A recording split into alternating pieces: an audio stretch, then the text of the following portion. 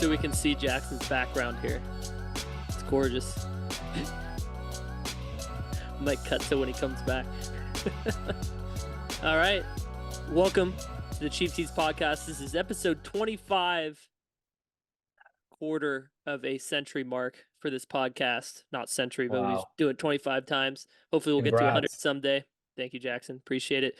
That's Jackson Faria. That's Joseph Faria. The two of the three, all three of the Faria brothers are here for the first time since I think we were dissecting the Warriors end of the season last year. I think that was the last time we all hopped on together. So it's good to be back. Obviously, we've had Joseph on the last 2 weeks, talk Niners playoffs. Had to get Jackson on too because, you know, he's been the man in the arena. He's been at the games at Levi's Stadium the last 2 years, last two weeks, battling it out in the elements, watching the boys, you know, have heart attack after heart attack win 2 weeks in a row now. You know, we came on this podcast 2 weeks ago or last week to talk about how crazy that divisional round win was over Green Bay. And then little did we know we'd have an even more insane comeback in the NFC Championship game. The 49ers prevailed 34-31. If you don't know by now, then I don't know what you've been doing. I won't bore you with the recap here. We'll go in depth and we'll talk about it. And then we'll get to the Super Bowl matchup. The 49ers won.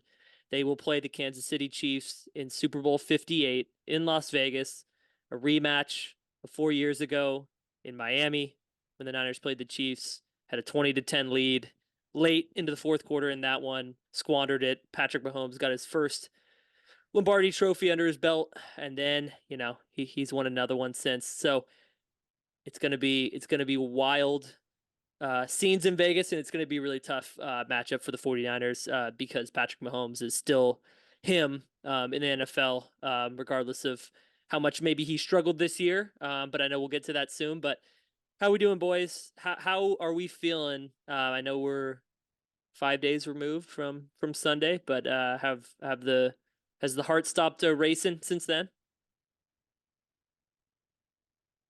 Joseph, you want to go ahead? Go. It's pretty surreal, I think, still.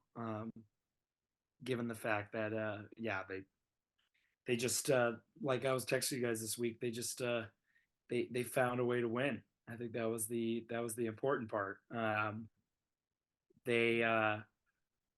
think that's a true testament to the team, to come off of those two games like that. Obviously the Packers was very tightly contested, but to be down and just get completely outplayed in the first half was just something I think pretty remarkable to then come back in the second half.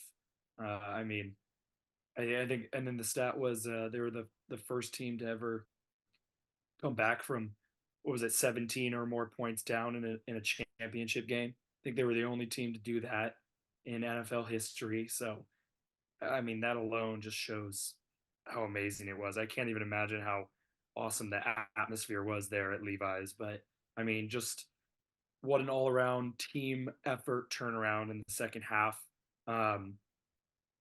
Especially the defense maybe gave up a lot of yards and still a fair amount of points, 31. But kind of had that bend but don't break mentality. But I think the offense kicked it into gear in the second half, and it was beautiful. So it just feels like a surreal moment. And I have to say, like, even though as badly as I want them to just win it and just not let the Chiefs have another one, like how much of a blessing is it to see our team the third time in our lifetime be in a Super Bowl? So I've been holding to third time's a charm, and we'll get it done this year. God, I hope so. You brought up that stat, the comeback stat. I've been confused on that one because if you remember, the Niners were down 17-0 in Atlanta in that NFC Championship game. You're right. So it might mean second half comeback. That's what it means. Yeah. Because you're right. That was an incredible comeback as well. That game was awesome. Yeah, they were down 17-0 early. They scored 2 touchdowns before the half, so it was only 17-14 at halftime. They were down by only 3. But obviously, you know, it was 24-7 at halftime in this one. The Lions kind of imposed their will in the first half, ran all over the Niners. I said it in the same issues that we talked about last week, Joseph, with the pin and pulls, with the outside runs, with guys getting out in space, and the Niners not being able to set edges, rally to them, that really came back to bite them again. And for some reason, maybe lack of execution, lack of preparation, they were kind of knocked in the mouth. I don't know what the feeling was around Levi Stadium around halftime in the first half, Jackson, but can you enlighten us? It was pretty grim, not gonna lie. Um, it's a lot of Lions fans making noise. We didn't have a lot to cheer for in the first half, so I mean, the Lions fans showed up in the masses. So credit to them. They were loud. There's some Jared Goff chants going on. Yeah, should we give a shout out to Detroit? We have family in Detroit. Yeah, We yeah, love our Detroit family. We love our cousins over there. A city that hadn't had any really success in football outside of a couple postseason appearances over the last 3 decades. So shout out to that team for getting there, playing that well. Obviously the collapse is another thing, but I think Detroit deserves a lot of credit for being a really, really good football team, really well coached. Really, they have a lot of young guys. I feel like they're going to be exciting and in contention for the next couple of years at least. As long as Jared Goff's still playing at the level he's playing at. yeah, 100%. I think, to that point, both the teams we played in the playoffs are two teams that, they're looking like they're shaping up to be in the situation for the next coming years with their quarterback, and just the team, the Packers and the Lions are both growing teams back to the playoff contention. But yeah, no, Levi Stadium at halftime was pretty grim. Like I said, not a lot to cheer about. Um, Journey came on, played "Don't Stop Believing," and I think that was the big catalyst. So shout out to Journey for showing up and singing for us.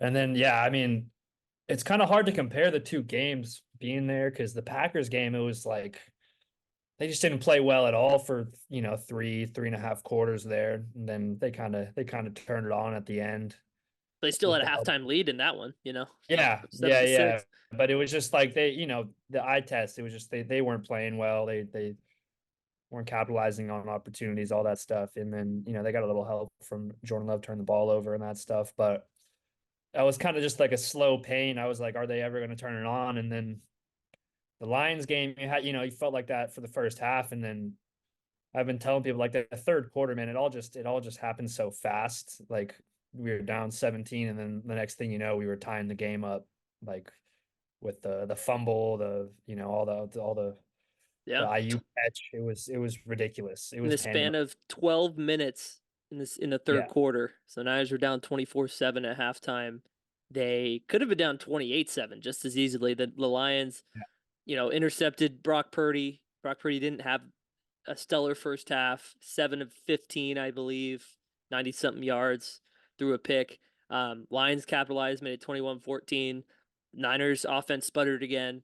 Lions got the ball back. They went right back down the field and got to about the 3 yard line, I think, going in. And on fourth down, before halftime, I think it was about 10 seconds left. Dan Campbell decided to kick a field goal, take the easy points. And in the moment, I was like, that's what I go up 3 scores going into halftime. You might as well do it. I thought that was the right decision there. I mean, maybe you want to step on the next and get up, 3 full touchdowns. Then, but I feel like if you don't get it there, the Niners are like, okay, we're only down 2 scores. You have a little bit of momentum going into halftime. I mean, not Yeah. much, but you have a little bit of hope at that point. So I thought it was the right call. I guess it's been talked about ad nauseum, people dissecting Dan Campbell's decisions here for the Lions, and maybe we'll get to that in a second. But just wanted to say, I mean, it could have been a lot worse for the Niners in that first half. yeah, 100%, 100%. And a lot, yeah, like you said, there's been a lot of talk about Campbell's decisions and all that stuff. It's kind of, it's a results based sport. So I think, in hindsight, it's pretty easy to say he messed up. But like a lot of people have talked about, that's the team they are, and Yep. they I think it was like what 20, they were 17 of 20 or 20 of 23, something like that. I think it was like 80% Yeah. on 4th and 3 or less this year. So, Yeah, you really know, high rate. yeah, it was a little, you know, I personally thought they kind of held the offense out there for a second, then brought the field goal team out. I thought for sure they were going to go, but you know, like you said, you can't argue going up 17 at half in the NFC Championship game. The way they were playing, the way the Niners were playing, like Yep. didn't look like we were gonna score in that game coming down. Yeah, so I agreed with the field goal choice. It's kind of the, you know, I'm sure we'll get into the kind of later decisions that he made. A few of them questionable, but Sure. he kind of stuck to his guns.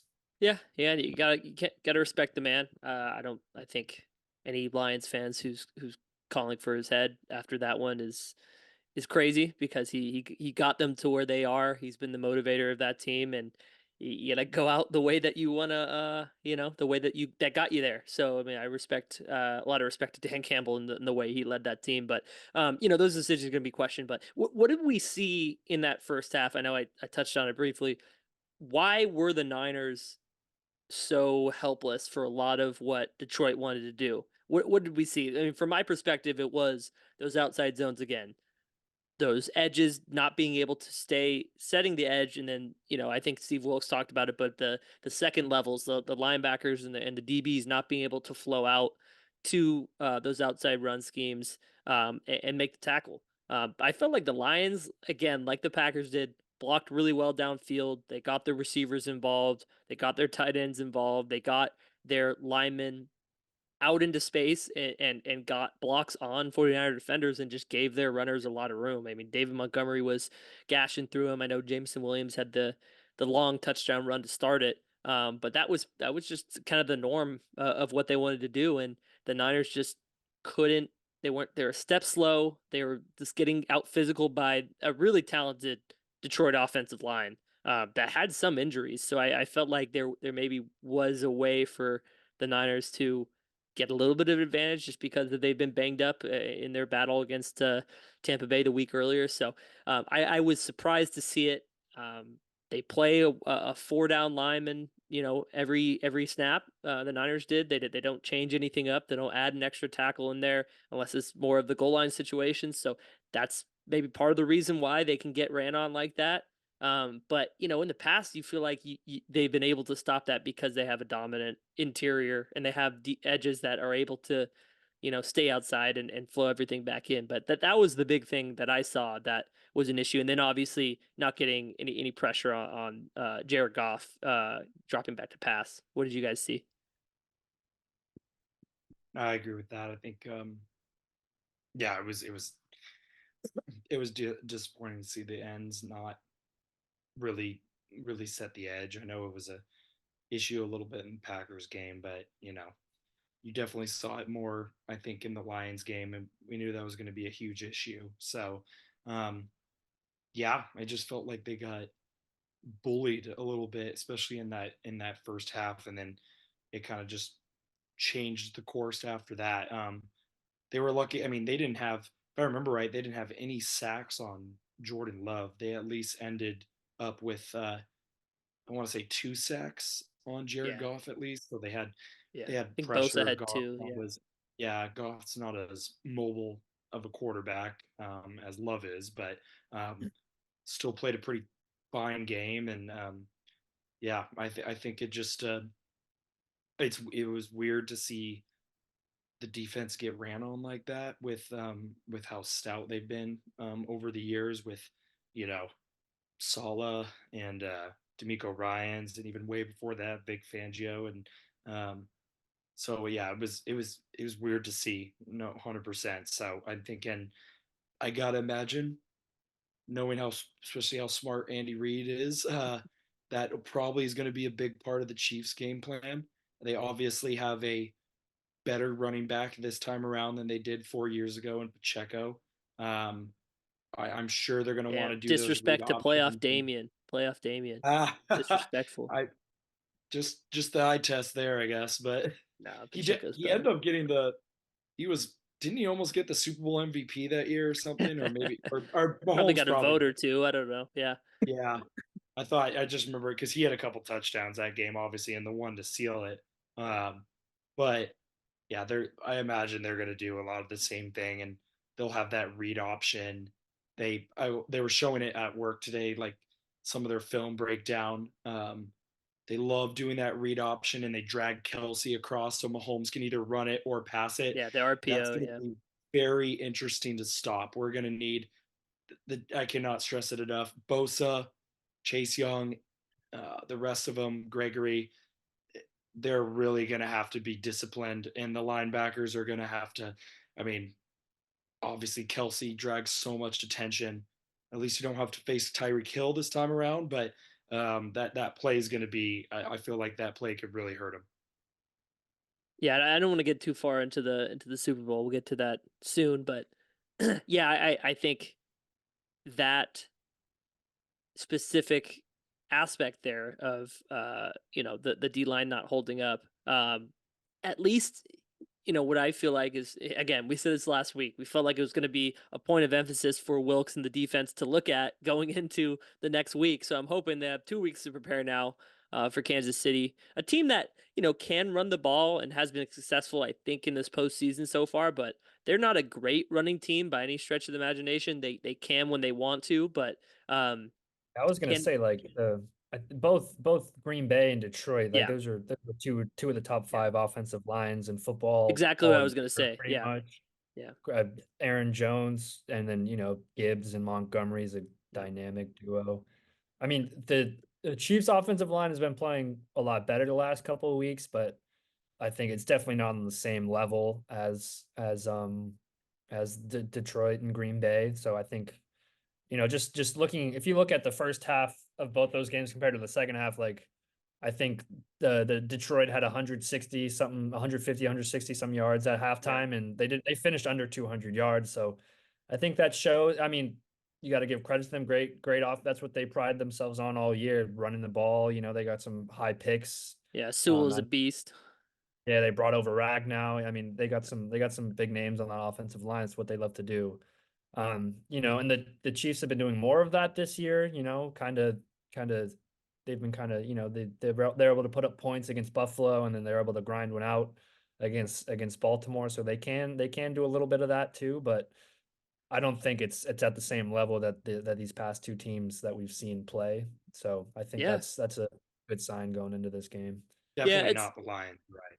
yeah, yeah. I think the Chiefs. I think the Niners played two of the better O lines, two of the better just running teams in the NFL the last 2 weeks, especially playing and just playing at their peak in that phase of the game. I Yeah. believe, and I think, like I said, I think the emphasis, even more so now with 2 weeks to prepare, is going to be on tackling the D line, getting a little more burst, getting out of their stances, getting upfield, getting that interior pressure, and then stopping in the running game. So, I'd say that's the primary here, and then we'll get into the preview soon, but it's going to put a lot of pressure. The way that Kansas City plays puts a lot of pressure on linebackers and reading and reacting and making sure Kelce's covered while also helping out in the run. So that'll be a challenge. But let's talk about the second half, because that's when things flipped, as Jackson alluded to. The Niners start out, they come out with a decent offensive possession. They put it all together. They get down close enough where Jake Moody, who had missed his one field goal try in the first half, kept it wide right the whole way, and they finished with the field goal to start the second half. So they're down 2 scores again, 24-10, and that's when things got a little crazy. The Lions drive down the field. They look like they hadn't changed anything from halftime. They look the same way. But the Niners get a stop on a really interesting handoff out of the backfield to Amon-Ra St. Brown.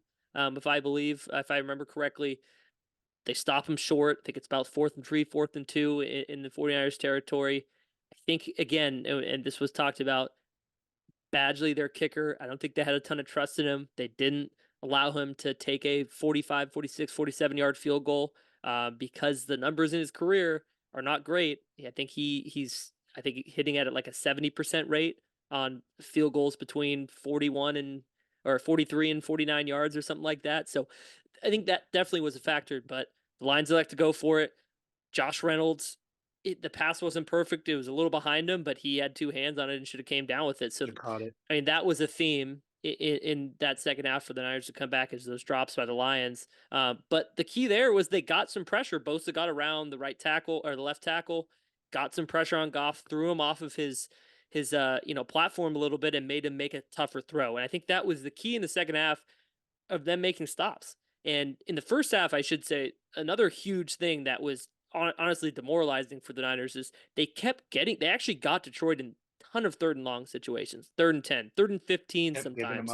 And they gave every one of them up, mostly because they let Jared throw the ball without any kind of pressure up his face. He had a clean pocket, and he's shown that he can operate in a clean pocket, whether it's zone, whether it's man. I don't think the schemes in the back end were the issue. I think it was the pressure and just the lack of any, they didn't speed up his throws at all. And that was a huge part of them giving up all of those big 3rd downs. And, if they get a stop on any one of those, maybe it's not as big of a comeback that they have to come back from. I mean, you feel like you look at the first half and you feel like they were just completely dominated, but they got in those positions to be able to get off the field. They just didn't make the plays. Yeah, 100%. A lot of 3rd and longs in that first half, just demoralizing, killed the momentum. The defense was trying to make plays, but just couldn't get off the field. Couldn't get off the field, like you said, couldn't get a lot of pressure. I think that's one of the big changes in the second half. The D-line started to play well, as you can see from the rushing numbers and just pressure on Goff. Like you said, that 4th and 2 is a perfect example. Like, when Jared can stand in the pocket and just step up and deliver a throw, he can make that throw. But when they got him off his spot, made him roll out, made him move, I mean, he's throwing at guys' feet. He's throwing the ball away. So he doesn't like to move around. And then that was, you kind of wish they would have shown that in the first half a little bit more. It's the NFC Championship game. But credit to the adjustments at halftime. Yeah, I mean, you don't come back from 17 points for no reason. Obviously the Lions made some mistakes and they got a little lucky, and we'll get to that right now. Is right after the failed 4th down conversion there, in the 3rd quarter, and the Niners went back down the field, and is because Purdy took a shot. He trusted that one of the safeties, they had 2 high. One of the safeties came down over the middle crosser on Debo, and he took a shot up to Ayuk and got a little lucky with the bounce off of Vildor's helmet, but Ayuk made a play. A lot of receivers give up on that and lose their concentration, but he saw the ball bounce right in front of him, and he made the play and went down, close to the goal line. So that was probably the first or the second big swing after that failed 4th down conversion that gave the Niners an opportunity, and they took advantage of at least taking another opportunity and throwing that deep. And I think that's one of the other differences in Brock Purdy's game, and we'll talk about it in the Super Bowl here, is just like his ability to, or just his willingness to take those kind of shots. And people watch that, and I think they think that is reckless to throw like that, to make those plays. But you see Josh Allen, you see Mahomes, you see them. They're Mahomes is pretty accurate. I don't know about Josh; he can be accurate throwing the ball downfield too, and he has a much stronger arm. Both of them have a much stronger arm. But you see the way they play, and you got to realize that is the way that you need to play quarterback in the NFL. You have to be able to want to take those shots and take those shots when they present themselves, because half the time it's PI. And I think they did throw a flag for pass interference on that play. They waved it off. I don't know if the catch had any influence on that, but that's the kind of thing you need to do. At least illegal contact there. I was going to say that. Yeah, there was some contact. Ran into Ayuk. Ayuk slowed down, and then also what type of, name me a DB in the league that's catching a diving ball, a diving deep behind ball his back. That's hitting off of everyone's helmet. Obviously it was a lucky catch that Ayuk stuck with. Yeah. And also I would give credit to Ayuk for sticking with ball. I mean, there was that shot Purdy tried taking the first half on the kind of little stop and go to Ayuk. Yeah, down the sideline. Ayuk he played defense on that play, and he made a great play on the ball. It was going to be an easy pick. So, I mean, that's just the type of the guy he is. And like you said, like when you got weapons like Debo and Ayuk and just ball, I mean, Jawan Jennings, how could I not throw him up there? Like when I mean, even McCaffrey, man, like when these guys like have shots like 50-50 balls in the air, they're all Pro Bowlers, all pro guys for a reason. Like you gotta give these guys shots to go make plays on the ball, and that's what they do, and that's what they did against Detroit. So gotta give credit.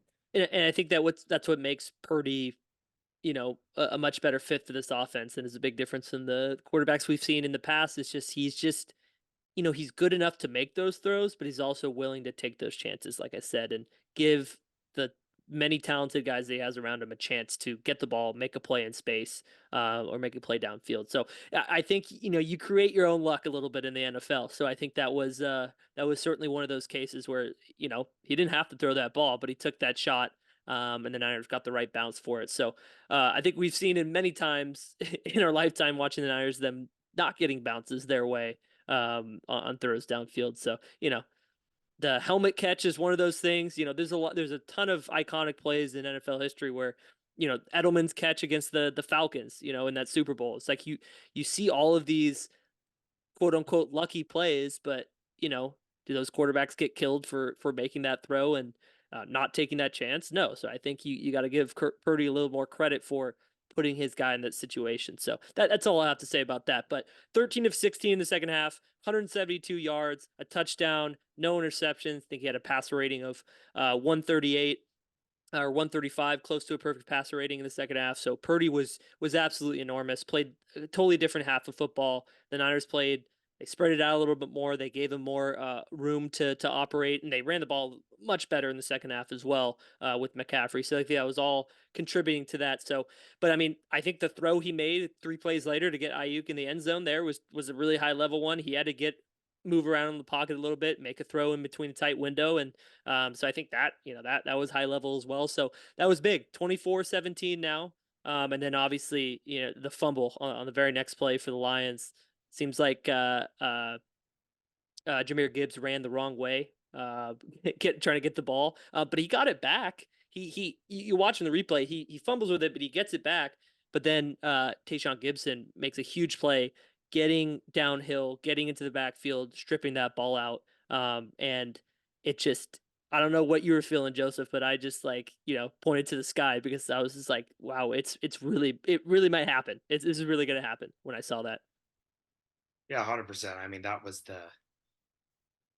obviously them going for 4th down on that before that Niners touchdown to make it 24-17. But I think that was like, you knew it was ball game at that point. But yeah, when they fumbled it and we got it back in the red zone, I think that was like, you just felt like it was all all cylinders were firing at that point. That you just just funny how the way sports works like that. Just a huge that was a complete momentum shift. Is like they needed obviously everyone was hoping for at least a stop at that point because it was kind of just Detroit was moving the ball pretty well at that point. That was the one time they really got stymied because they fumbled it. So it was just an enormous turnover. It could not have come at a better time in the game to really click everything. So, and I'm glad the offense capitalized and tied the game up after that.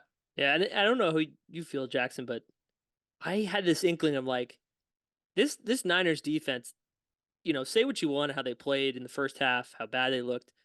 You saw it last week against Green Bay for how bad they looked. They will still find a way to get the ball. They create turnovers. They get in the right paces. As the game wears on, they're gonna do what does Shanahan say? Do right longer. They have a knack for getting the ball back. So I felt like it was like they're due to get at least one turnover here to help swing things, and it happened sooner than I expected. But I mean, is that how you feel about this Niners defense? Because that's certainly how I feel. I mean, regardless of how crappy they're playing in the run game, they still have the guys that make plays like that. Yeah, no, you're totally right, and I think I mentioned mentioned this to you guys earlier this week. I think we've noticed like over the last couple of years in the NFL. I don't think this is the same defense that we had in 2019. I think Not that even was a close. dominant defense for sure. And looking back to 2012, the Ravens Super Bowl, that was an amazing defense as well. But I think definitely look at the last year's Super Bowl was a complete shootout. So there's definitely offensive shift, and you got your defense, great dominant. Look at the Browns defense. That was like one of the best regular season defenses of all time, and they look at them in the one playoff game. So like there's definitely been a shift with how defenses play in to win big games in the playoffs like this. Like you got to be situationally good. You got to be good in the red zone with which the Niners defense has been amazing in the red zone in these 2 playoff games. And yeah, you got to come up with timely big turnovers, which they've done as well. So it's different than the dominating defenses that we've seen in the past where we're like, oh, like, you could kind of, just speaking from personal experience, but I was almost more excited when the defense was on the field in Oh, the absolutely. past years with Jimmy and, I mean, even with Kaepernick, but like, I mean, that 2012 defense is just so dominant.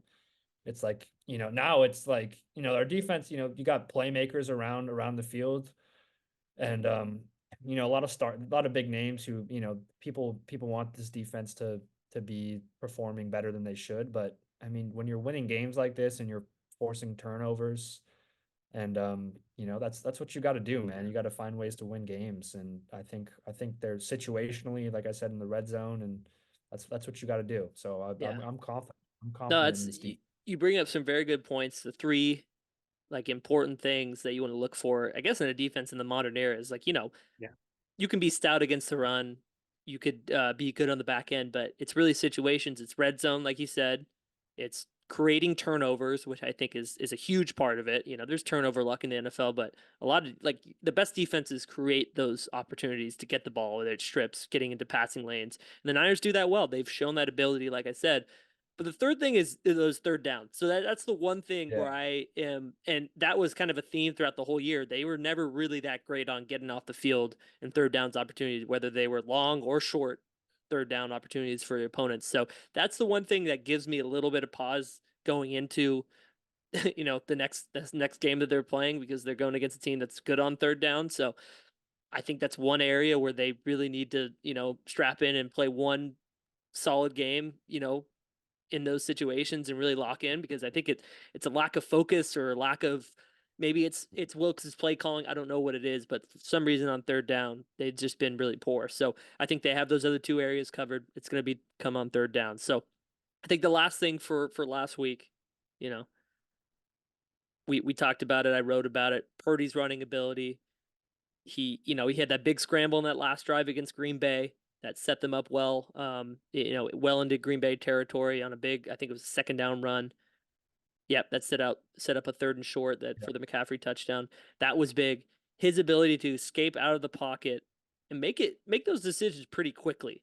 It's crazy to see that, if you watch the AFC Championship game and you watch Lamar Jackson hold the ball for 5 seconds every time and have plenty of opportunity to take off and run, and for how good of a runner he is. And I think Greg Olsen made the comment on the broadcast is like, well, I'm not comparing him. I don't want to compare him to Lamar Jackson, and he got killed for that. But I might make the comparison here. Is just like in those bursts and those decision making here. I mean, he's never going to be the runner Lamar is, but he's got a quick burst, Brock does, and he makes those decisions to get out of there, at least the last 2 weeks, to really improve this offense and kind of bring a new dimension to it that, honestly, I think Kyle Shanahan said it was the difference between winning and losing is Purdy making those decisions to get that, when things aren't open downfield, to take off and run. And he outran Anzalone from that big 3rd and 4 and picked up 21 yards. He had another 21-yard gain. He had another 10-yard gain on second down. But that 3rd and 4 one, that set him up deep into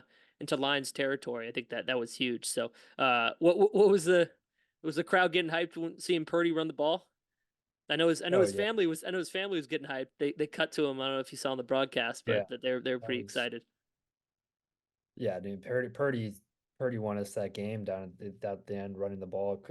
Picked up. I think all 3 of them were for first down. 2 of them were on third down. All 3 of them were for first down. I think 2 of them were second down, but yeah, that last one, that 21-yarder, was their big third down pickup. Yep. Yeah. I mean, it was huge. It was huge what he was doing with his legs, and I think this year we haven't seen him. I mean, occasionally he'll take off and run, but most of the time, which I'm sure we'll talk about as well, just not always running, but kind of taking off, finding space, relocating, and then getting his eyes up, or always having his eyes downfield, to be honest, and being able to find guys wide open, which is what all these amazing, what Mahomes and Allen does so well, and what Purdy does so well too, but he doesn't get the credit for it. So, So, but yeah, like the Detroit was playing a lot of man down at the end there, and Kansas City plays a lot of man. They got a lot of good corners, they've got good DBs. They like to play a lot of man coverage. So, we saw what they can do against Lamar, but I think that was more Lamar not really wanting to run. Yeah. That's a whole nother story. What the Ravens AFC Championship game made no sense to me, but Yeah, it's bizarre. like I saw Spagnola's press conference today. Actually, he said Purdy's athleticism is what caught him by surprise most about watching Purdy tape from this year. And I think that's going to be a huge factor in the Super Bowl. I mean, we know Mahomes can do it as well. Mahomes is one of the best in the league on third down, picking up first downs with his legs. Yep. So I think, from playing against a defense like Kansas City that's going to play a lot of man coverage, it's Purdy's going to have those opportunities, man, and he's got to take them when he can. So backyard football. Yeah, that was enormous. Just watching those plays and just being able to create because it's NFL, things are going to break down, plays aren't going to work against certain coverages, and just him being decisive about it and making those plays, and even that avoiding that sack and making that throw to Juszczyk on the sideline was pretty big as well. So yeah. I know Joseph's repping the Juszczyk jersey over there, the white one. So that's awesome. I got the Brock Purdy era T-shirt. Shout out Charlize for that one. So I'm be repping that one. But yeah, speaking of Juszczyk, shout out Kristen Juszczyk. She now has an in with the NFL. I don't want to say that we did that, but I'll say that we contributed. It was good timing. That's all I gotta say. Yeah. Yeah, she got the deal. She's gotten the apparel deal with the NFL as she deserves it. And other women, I mean, so many women. She's not the first one to, make these kind of things. Obviously, she's doing it great and has a great platform for it. But it's very late that the NFL is finally jumping on this train. So I should say shame on them for taking this long, but congrats to them for getting something spoon fed for them. So good job, NFL. Yeah. Anything else from that game? Because I mean, once Purdy started taking off, McCaffrey got loose. Elijah Mitchell comes in and has the game sealing touchdown. Basically, makes it 34-24 with a couple minutes left. It just felt like it was just 27 unanswered points in the second half. I'll say it again, 27 unanswered points. That does not happen in football games often. Just amazing win. Yeah. Amazing win. Shout out Jawan Jennings, man. 2 weeks in a row, third in Jawan. Damn, that one-handed catch. Yeah, it was insane. I'm hoping for a better Kyle script coming out to start the game in the Super Bowl. Hopefully, that's a bit short. Right. Yeah, I think one thing I'll say on that is I think Kyle just anticipates that the other teams are going to go stack the box, which Detroit did for pretty much all that game. Had 8 in the box, had 5 down linemen, 3 linebackers or 2 linebackers and the safety stacked up there, and just makes it so much harder to run. So I think he just anticipates that and then has a lot of dropbacks for Purdy. But I feel like if he comes out early with screens, early with different misdirection plays, it might benefit them. I don't know. I just feel like there's some way he could switch it up. I know it's a tough thing because you don't just run your head against the wall and get stuck in those third and long situations. But yeah, better script might be good. I don't think they want to get down 7-0, 14-0 against Kansas City because it could be a long day. So do we want to get to the Super Bowl matchup?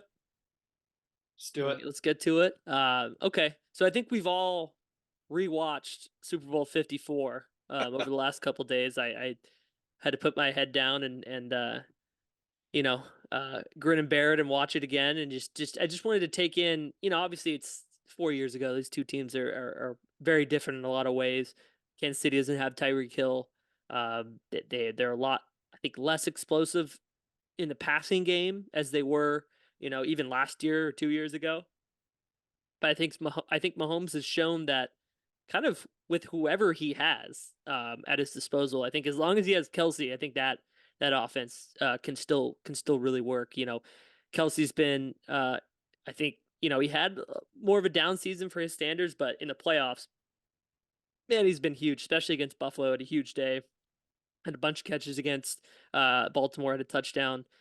So he's really, I think, the key for Patrick to keep this offense moving. But Rashee Rice has really come on and turned into the number one, at least wideout on this team. So I mean, those are the two guys you gotta look for in the passing game. But Pacheco, like we said, no slouch at running back, runs the ball like yabba dabba doo, keeps those feet up. Our boy Jerick McKinnon is on IR. That's a shame. I was thinking we'd see some Jerick sightings, some Jet Got sightings. Richie James though. Well, yeah, we Richie do have our friend Richie James, who almost fumbled that first punt return in the Super maybe Bowl he'll last time. drop one for us this year. Maybe we'll see. But yeah, it just they're a fascinating team. I guess we can start offensively with the Chiefs because they weren't as they usually look. But they still have a solid, like there are three interior O linemen. Tooney's might be a Hall of Famer. I think he's probably a Hall of Famer. I think he's played in 6 of the last 7 Super Bowls or something like that because he came from New England before this. So Tooney's just been a beast.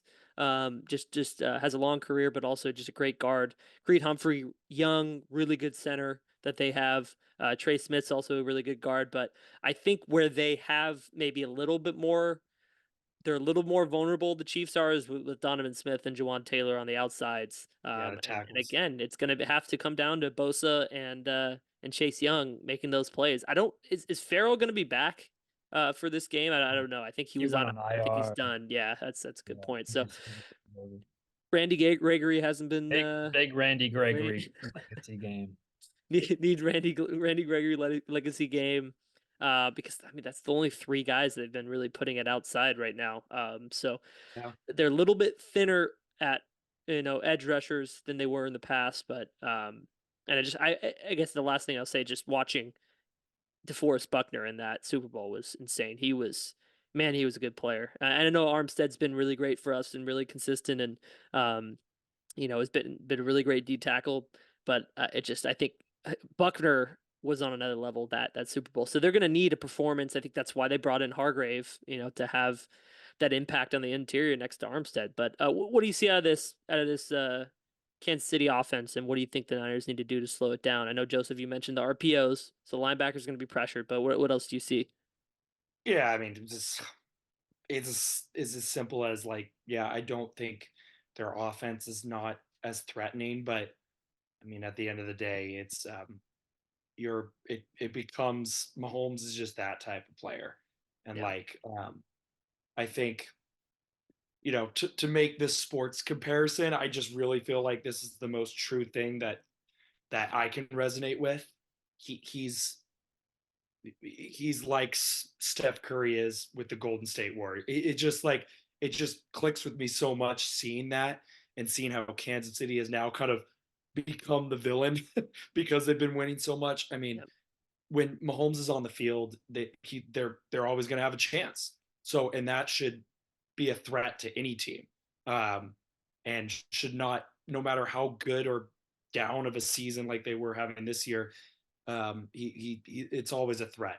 And I'm so glad you brought up the thing with Purdy about extending plays. I feel like that's such a huge thing in this because we know that's what Mahomes can do. It's the off script backyard plays that is such a huge threat. If the Niners don't contain him, he could have a field day, no matter who he's throwing it to or whatever.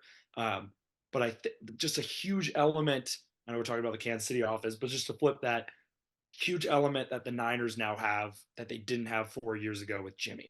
So I just wanted to say that first of all. But yeah, their offense, it's just they're gonna run it with Pacheco and their other guys however many times. But I mean, let's just be real. The offense is centered around Mahomes. Andy Reid's gonna find ways to do RPO, move him around, do screens the other way, trick plays. Like if you're stupid if you're not focused on anything and everything with Mahomes.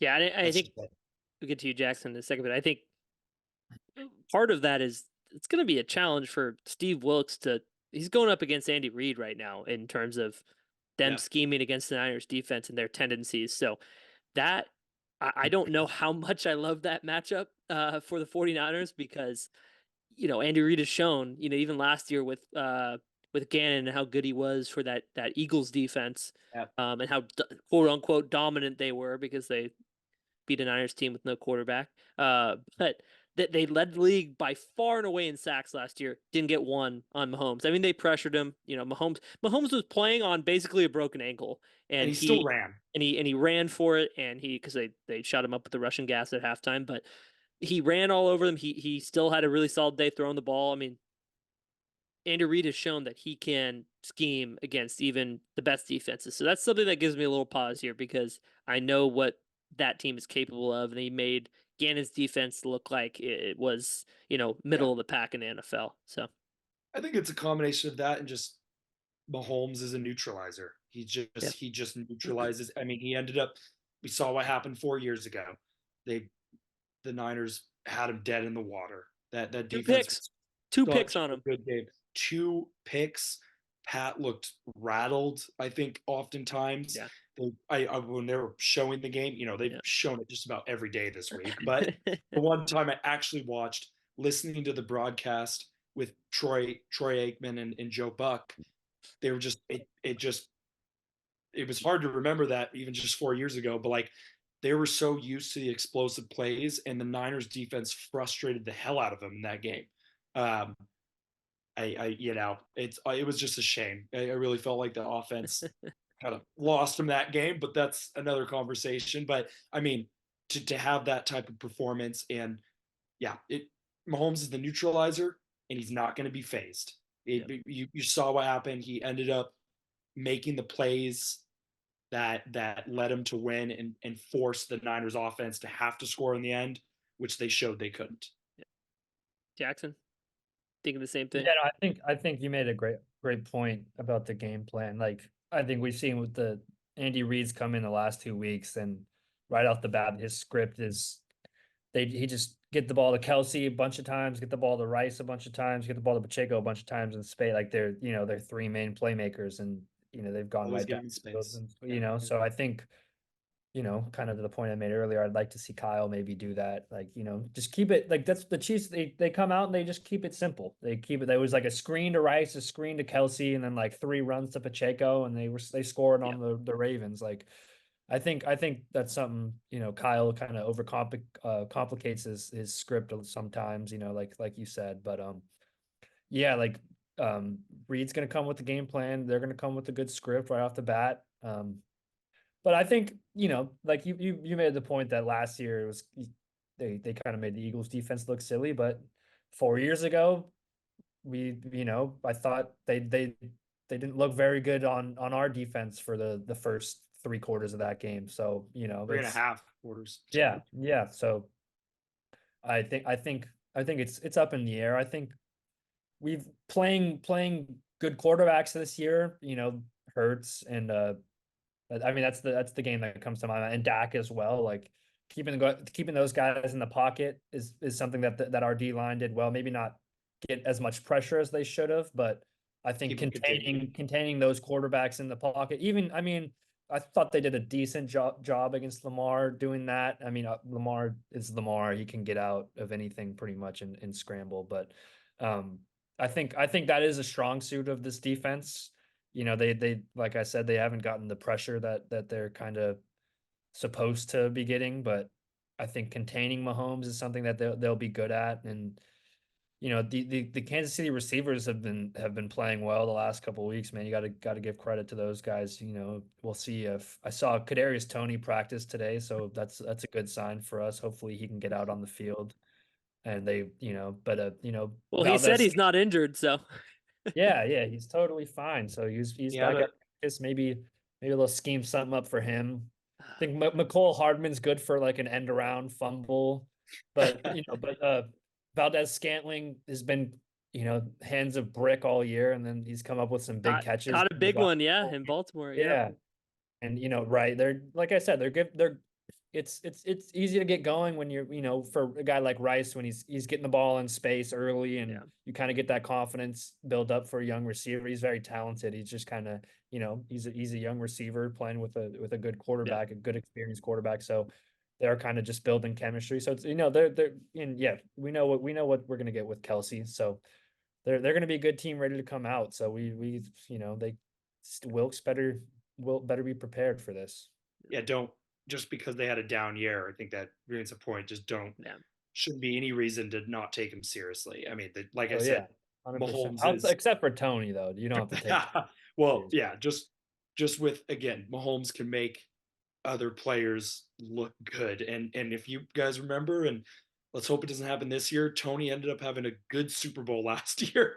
That was before all the woes he had this year. Yeah, but I remember he had a good, impactful Super Bowl last year that he was definitely a big part of them winning last year. So I do not and hope not that is not, that is the case again this year. But I want to throw this out here, just finishing up on the Kansas City offense side too. Do we maybe see a little more man out of Wilkes? Like, I don't know, man. I'm just thinking, can our corners, especially Charvarius Ward, who I know is going to be feisty for this game, he wants to get back at his former team. Can we bump the crap out of these receivers and make Mahomes have to make a tight throw and these receivers make contested catches? I don't know. I just want to see that. Maybe we do a little more man than zone. Something tells me it's probably not going to be that, but like, I want to see if we can get pressure, or just like you said, Jackson, we did such a good job against Hurts earlier this year of just containing. And I believe the Eagles had a much better receiving core than the Chiefs did this year. If we can contain and frustrate, you saw how Hurts was uncomfortable and he was trying to get out of the pocket and make runs. You do that and you bump the shit out of these receivers, like make them have to make tough catches. If they do, tip your cap. I don't know. That's just what I feel like. Yeah. I agree with you, but I personally, I think Steve Wilkes is pretty. He just wants to do zone. Yeah. I mean, even like when Ambry Thomas came out the game, Logan Ryan was playing slot corner at the end of that game when Ambry got hurt. Like, cause I mean, that's what Dad and I were talking about. They were like, I mean, I guess you don't need to throw another corner in there if they're going to play man. You like Luter, like one of the younger guys, like that you don't really trust as much. But they went with Logan Ryan because they're just going to drop in zone, and he's experienced in a good. He knows what he's doing in zone. So I think, like, I agree with you. Like, I'd like to see a little bit more mix up of coverage. I mean, I think he did a decent job of that in the second half of the NFC Championship. I mean, a little more blitz, a little more. I mean, got more pressure, but yeah, I think that's a good idea, but I don't think it's going to happen. Yeah, he's kind of like Steve Kerr in that respect. They don't trust the young guys. He has to wait till Kuminga scores 20 points 5 games in a row to really give him his minutes. Someone like Jurgen Klopp in here, man. Yeah, he doesn't want to play. Was it Curtis Jones? Yeah, maybe he can play. Maybe he can be our DC next year. No, he's got some free time on his hands. Bring Jurgen over. Yeah, let's get him into the program. Just do what they've been bend but don't break mentality. I feel like that's what the defense has done. So can they do it? They just do it for one more game. Yeah, no, I feel you. I agree. This receiving core, outside of Kelce, they kind of beg to be, played physically to kind of throw them off their routes. They're a little more inexperienced. They're not as talented, nearly as a lot of their teams in the NFL. So I think that's one area where the Niners have the upper hand in the way they've been playing in the back end. They have guys, even Jair. I mean, he's been excelling as a rookie, just coming in, after Hufanga's injury, ACL tear. So I mean, they have guys in the back end that I think they can contain and they can play solid defense, even if it's man underneath and too high in the back end. I think that's what they do best. So I think it's a good point, a way that maybe they could have an advantage there. But it would be incredibly poetic and an encapsulation of the last 13 years of 49ers football if Kadarius Toney goes for like 150 yards and 2 touchdowns in this game. And I'm just I'm just waiting for it. For me. Yeah, I might have to give up. If that happens. But yeah, let's go to the defense, because this is very much the strength of this Chiefs team. I think opposite of what we've seen the last couple of years. They've always had, great defensive players, Chris Jones. I think they had Frank Clark last time these two teams met in the Super Bowl. They had guys that could get after the quarterback. But right now, I mean, Karlaftis is a pretty good D end. He definitely can create some chaos, but really, I mean, Chris Jones is the one guy on this defensive line and this pass rush that you really fear. So I mean, you feel like maybe they can scheme a little bit like they do Aaron Donald, try to get him in doubles more. I guess it leaves the tackles more exposed, but they're gonna have to find a way to contain him because I think he's shown that he's still one of the best postseason defensive tackles in the NFL. Just with all the mayhem he causes rushing the quarterback from the middle and also just getting his hands in the passing lanes. I mean, how many bat downs did he and other Chiefs players have on Jimmy Garoppolo in that Super Bowl? And it was a lot. And Purdy's had a couple bat downs these last couple games as well. So that's something that I think is definitely something to watch with the Chiefs defense because they can get those hands in the passing lanes and they're disruptive, but definitely not as strong in up front as they have been in years past. They can get ran on. Obviously the Ravens didn't do that. They thought they would just try to get Lamar dropping back and have their speedy receivers get open, but if the Niners are watching that tape, they can see how good this back end is. I mean, this might be one of the best secondaries in the NFL. I think for my money it is. I mean, the linebackers, I think they have linebackers that are they're kind of like they're almost like the Niners in a way, but I think Greenlaw and Warner play much better against the run. But they built them in sort of more undersized, speedier guys that can cover better, so that definitely helps their secondary. Willie Gay and Nick Bolton. But man, Tranquil also in the linebacking core, but Darius Sneed, Justin Reid, Mike Edwards, and Trent McDuffie are a foursome at corner and safety that are playing some of the best football I've seen. I mean, if you watch that game against Baltimore and any game in previous game for Kansas City this year, McDuffie is just he jumps out of the tape with how he's kind of everywhere. I mean, he plays a different position than Kyle Hamilton did for the Ravens, but those are two guys I've watched this year. I'm like, those are DBs that are just everywhere. They have their hands everywhere. They're knocking down passes. They're getting in front of passing lanes. They can run with anybody, but they're also big enough to guard a tight end to take away bigger threats down the field. So McDuffie is that guy for the Chiefs defense, but Sneed's been really, really good at that cornerback. He had a big day forcing those fumbles and making tackles, game-saving tackles against the Ravens. So this is the part of defense that is their strength. The Niners will be tested in terms of how they can get guys open. I think Kyle can do that. He's shown that he can do that. He can get people up and down the field, but hopefully, I think Purdy will have enough time to find some guys open.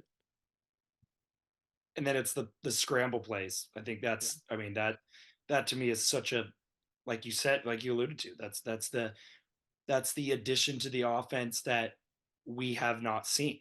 I mean, you see, like, you can go back to the years like Jackson was referring to, that great team in 2012 with Kaepernick. He was obviously a scrambler, more like a runner like that. But Purdy has the element where he can move around or get away and then look to make throws downfield. But he's quick enough, like you said, Dominic, those little bursts where he either gets enough positive yards or can, get a sneaky 3rd and 4 conversion by just running out. And I think that is the big difference in this game than what we saw 4 years ago. And to what you said about their great D line and their great, I do think the linebackers are the weakest part of that defense. I agree. The D line and the DBs are tremendous, solid for their defense. I mean, they've been a top 10, top 5 defense all year. It's what's won them games. Certainly what I think won them the AFC Championship game. But yeah, Shanahan's scheme. I said this the last 2 games, and maybe he'll actually listen this time. Can we just roll Purdy out, please? Can we do some rollout so he's not a sitting duck in the pocket? But I mean, maybe it'll work out, and maybe, like, even with the pocket, Purdy can get it out quick enough and not. But, like, you roll him out, those DNs are not going to try to get their hands up to knock the ball down unless they happen to be right in front of you. But, like, you're not going to have that element. So I'm like, yeah, I don't know. Test to see if those linebackers can really hang with our guys. That's all I want to know. I think on that note, our boy Omenahu being out for this game That's too a huge is blow to big. them. He Huge has blow. think their highest pressure rate on the team, Yeah, he's highest been sack percentage much their best of their Did he overall lead the sacks. Yep. Did he lead the team in sacks this year? I thought he did. I think he did. Yeah, he had the highest Yeah. percentage of their sacks. So That's a huge blow to them, unfortunately. And I hate to see players get injured, but that's a huge blow. That's what I'm saying. And they don't have a Frank Clark, like a ringer like that could come in and play edge like that. I mean, Karlaftis is good, but outside they don't have a guy opposite of him that can make that pressure. So I'm encouraged that, this Niners offensive line isn't the best pass pro, especially on the right side, but I think Feliciano and McKivitz have held up decently well in recent weeks, and Purdy's been able to. I think he was only sacked once in each of the last games, technically. They've shown that they can hold up, but it's going to be on Purdy to make sure that he can get out of there when things are kind of collapsing down. But I think that's one way where, like, hopefully they don't get. I think they're going to rely on bat downs. That's why I said it, because I don't know if they're going to get all the way to get to Purdy. So he's going to have to realize that, and he's going to have to bring the ball down and not force throws that could get batted up in the air and intercepted. Yeah, or pump fake. Yeah, I think. And that's just one thing I would add was just don't get flustered if guys aren't open. And receivers, Debo, Ayuk, Jennings, Kittle, don't get flustered if you're not getting open. I mean, they have a great secondary. Don't let that eat at you, or find ways to get open when Purdy extends plays. Yeah, Jackson, you think they should, I think Joseph said it last week, but can the Niners start running the ball a little more earlier, maybe? Lean on some teams a little bit? Yeah, I feel like the last couple weeks they've gotten down by a touchdown early, and then Kyle he feels like they have to press it a little more on the passing. No. Yeah, I think this has got to be like a vintage Shanahan game. I think it's got to be 30 plus, I think we got to get close to 30, 40 carries. Like, just attack early and off just from the get-go. I think this first quarter is going to be huge. Like, if they come out slow out the gates like they have last, I mean, like we said, Mahomes is a different animal. He's not gonna make the mistakes that these last two quarterbacks have made and kind of let us back in the game. He's at a different level. It's going to be hard to come back against Mahomes. So I think it's got to be a vintage gameplay. It's got to be a lot of zone run, a lot of run up the middle, two tights. I want to see a lot of Kittle, Warner, use check out there. I want to see a lot of McCaffrey early and often.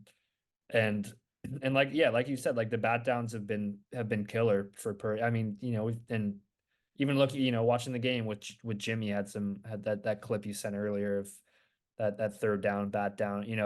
It's we just get him out of those positions. It's got to be play action, move the pocket, get guys in space, get guys open. These DBs are really, really good. Yeah. They're all over everyone. So we got to scheme.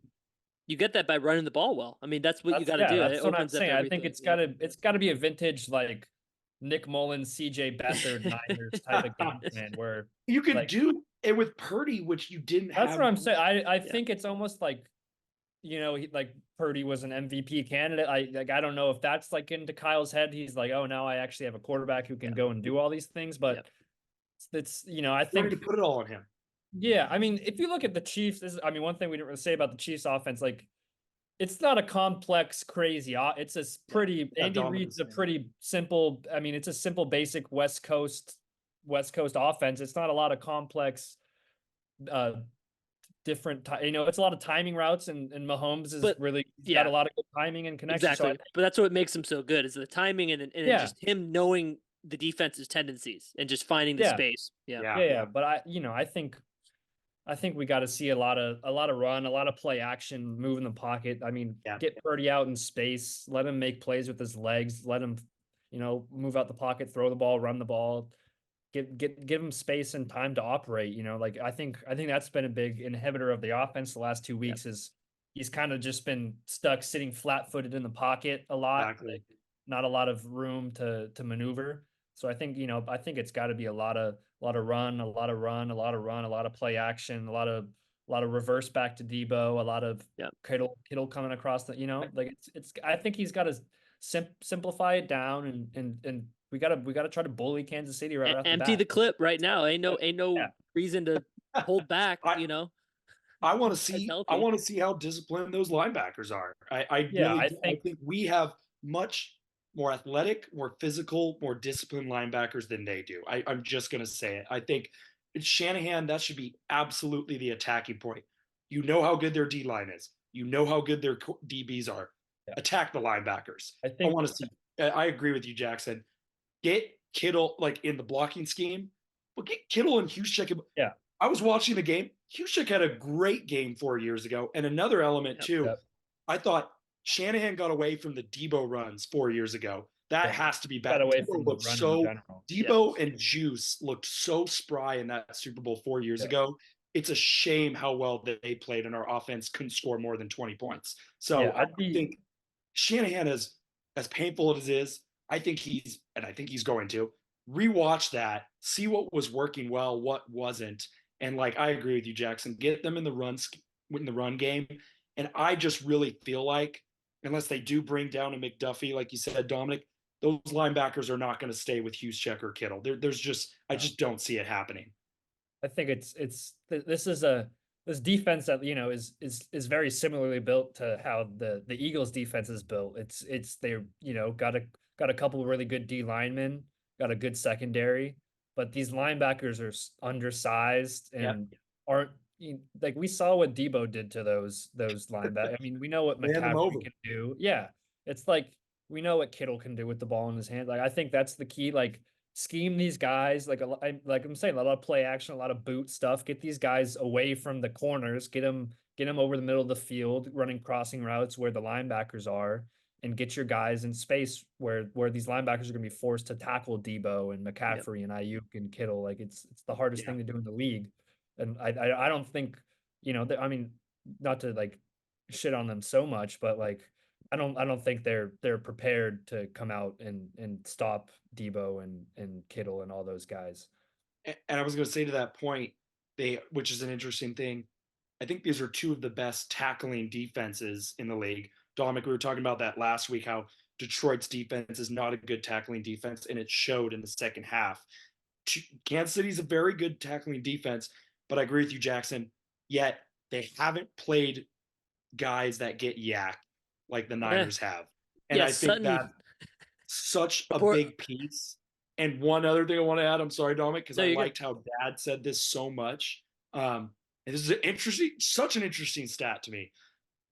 The Chiefs, in their 6 losses, we said this in the chat, gave up, it was the 130-yard mark on rush yards they gave up was kind of their threshold.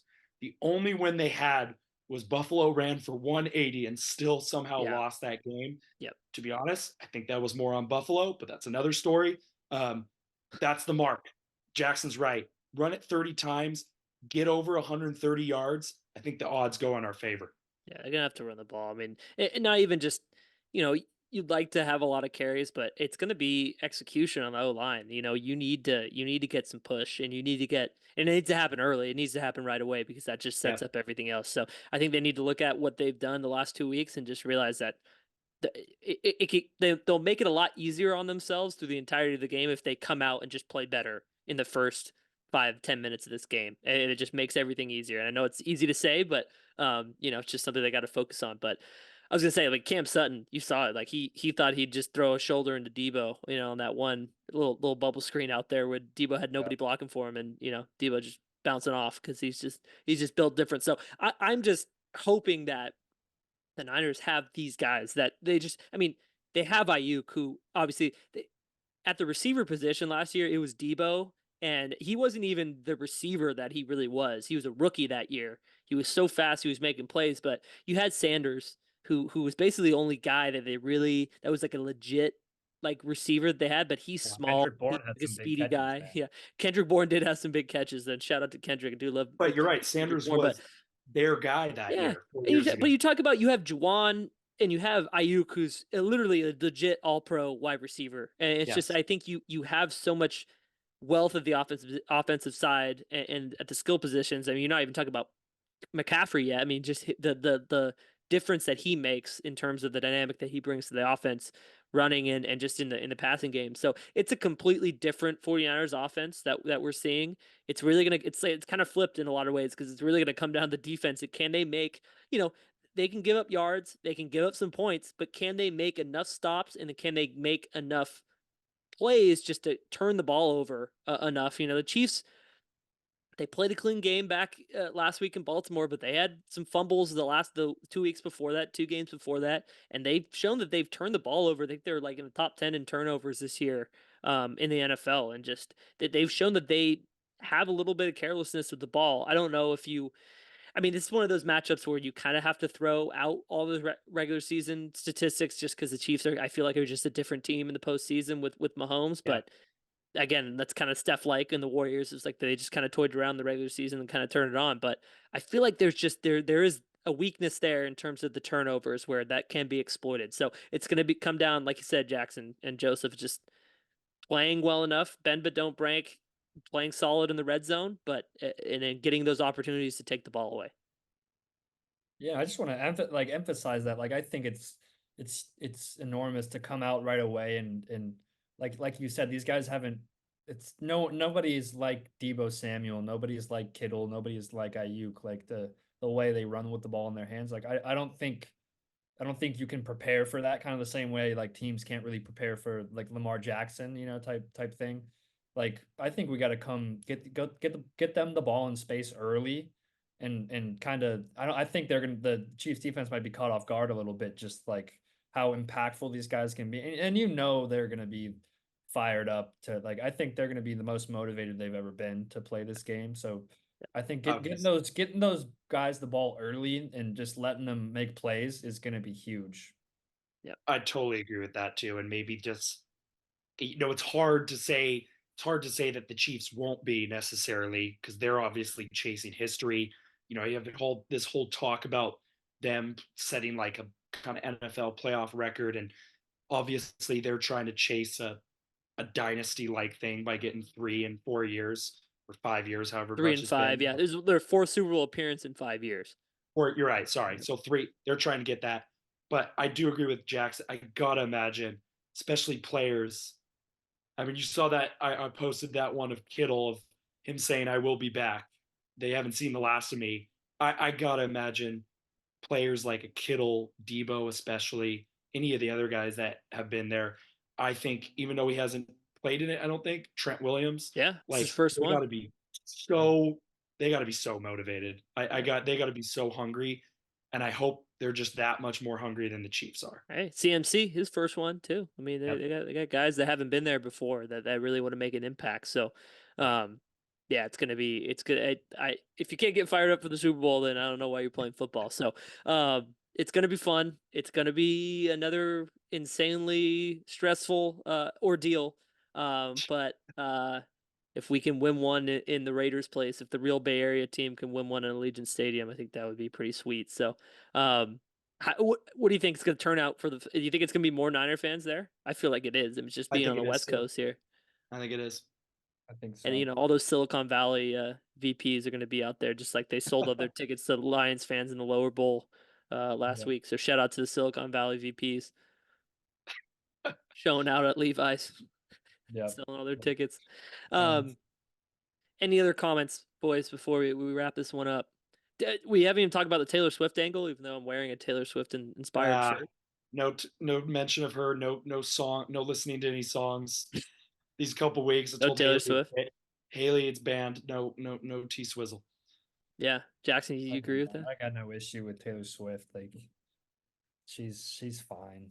Like who cares? Yeah, no, I'm in the same boat. I don't care. She's just there, spectator. But Yep. I know it's a lot of the media. The media is gonna be covering her. She's gonna be flying in from Tokyo, I guess. So, Yeah, how maybe. how many years off of our lives is she taking with that mission flying across the world for this game? She loves her private jet. Probably in the fastest jet. That's my only issue. It's like he doesn't have to be doing all that, but I think one thing we haven't touched on is one thing we didn't have, or one thing we had the last Super Bowl we don't now is a reliable kicker, is Robbie Gould. Yep. I think that's something we haven't touched on, which Moody it's been pretty shaky this last 2 weeks. I mean, missed one, I think, after the blocked field goal, and then after the miss last week, he made the rest of his kicks pretty right down the middle. But I mean, that's that's something that just to keep an eye out for. I think Butker's one of the best kickers in the league, and Moody. I mean, I got confidence in Moody. I know he's a good kicker, but he's missing one field goal in this game. Shaky moments could be giant. So yeah. Hey, it's indoors. Hopefully, he doesn't have to deal with the elements. Just work on just getting the ball up in the right place. I mean, there's not going to be any wind or elements that are affecting your kicks, Jake. So just got to focus on that. No, maybe high school legend kicker Dominic Free can go give him some pointers at media day or something, kind of talking through. Show him how to kick a game winner, but I did miss a lot too. So I didn't want to bring that up. You kind of brought that upon yourself. I do remember it's that. All right. It's all right. It's all right. He's happens to the best of them. I don't know. I think he's a Lions fan. He's from Michigan, so I feel like he's like, I owe him one miss. Just he probably to help him out. had a bet with his boys or something. He's like, the first one's on me, guys. He's not a Chiefs fan, so I think he'll be locked in for this one. So let's hope. But I mean, you bring up kicks. I forgot to ask you, Jackson. This should have been the talk of the game. Just how was that Jack Fox punt?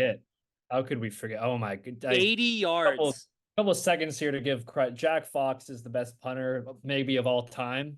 Jeez, I've never seen, you guys, I've been going to games since I was 6 years old. I've never seen a punt like that punt. And I don't know what the gunner was doing, like stepping on.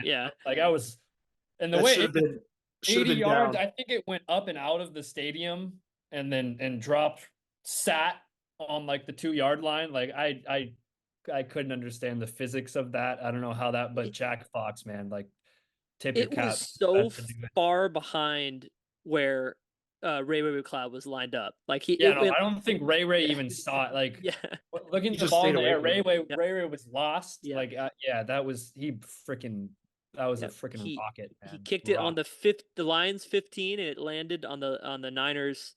I think it was 5-yard line. It was a 20. It was literally 80-yard punt. And went straight up in the air and bounced back right, where they could have downed it. So I mean, again, talk about plays that flipped that game, but the Lions not being able to down that was big. Yep. But we had to give Jack Fox a shout out with that punt, man. Also, great name. Jack Fox. So good hair as well. What a guy. What a great guy. hair. Yeah, if you're listening to the Cheap Seats, Jack, shout out. All right, I think that about does it. It's gonna be a crazy week. Getting geared up for Vegas. It was a pleasure to have you both on. We got to talk through everything. Jackson, have we done your favorite sports memories? I was gonna ask you because I feel like the last couple times we've had you on, you haven't been to share them. Do you have any prepared?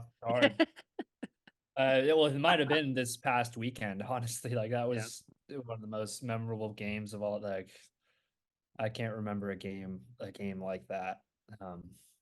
I know my least favorite sports memory as of right now is Jurgen Klopp leaving.